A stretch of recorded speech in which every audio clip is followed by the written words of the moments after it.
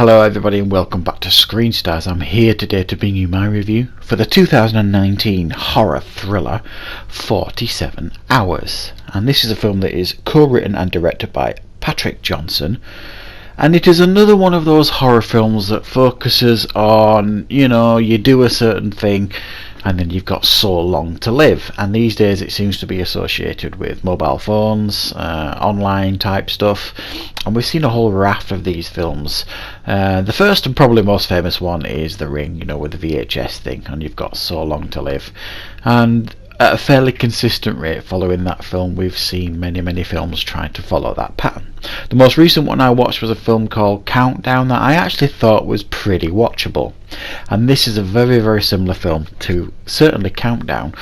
And it focuses on two socially awkward teenagers at high school who play what they think is a seemingly innocent online game that's called 47 Hours. And basically you play the game with your phone, you say this phrase, then you pass it to your friend, they say it, then you pass it back, and whoever it freezes on and takes a picture of, that person is the chosen one, and they have 47 hours to live. However, if you play the game and it passes on to somebody else, then it passes on to the next person and you are safe.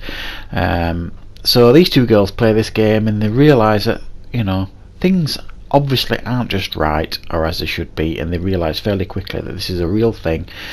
Some creepy things start happening to them when the game lands on them, and they realise it's actually a real thing, and they have to figure out what is going on before time runs out for both of them.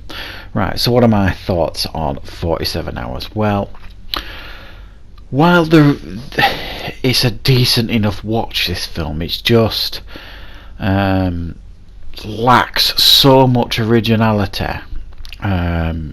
Everything about it you've seen before in other films of the similar sort of topics, and you've seen it done better in other films. That's the major problem with this film.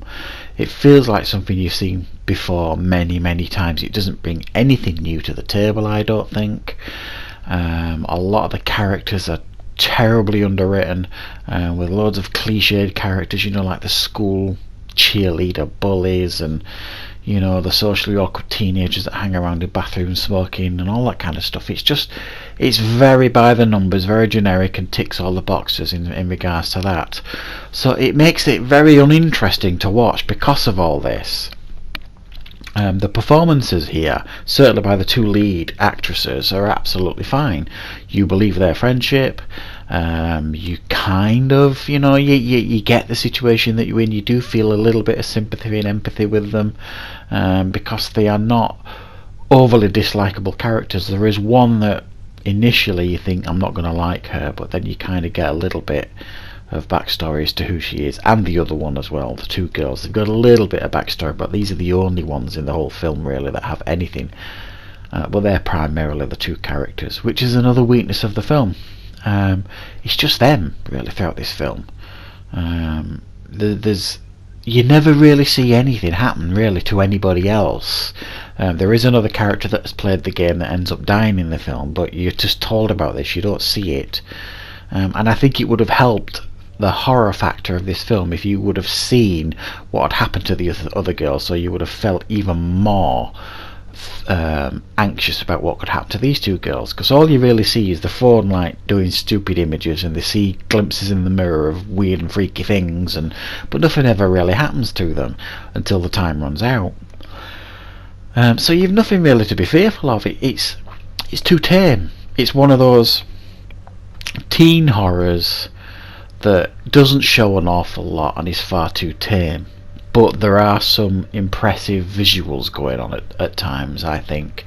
It does have a handful of decently scary moments in the film that I think they could have easily expanded on, and this film had potential if it had ramped up the horror aspect of it, and not focused on the teen angst so much. I think some of these teen horrors focus too much on that, and they forget the message that we all want to go to a horror film to be scared. You want to watch a horror film to be scared. A horror film should be scary, and this film unfortunately is not even close to being scary enough to be effective in this genre.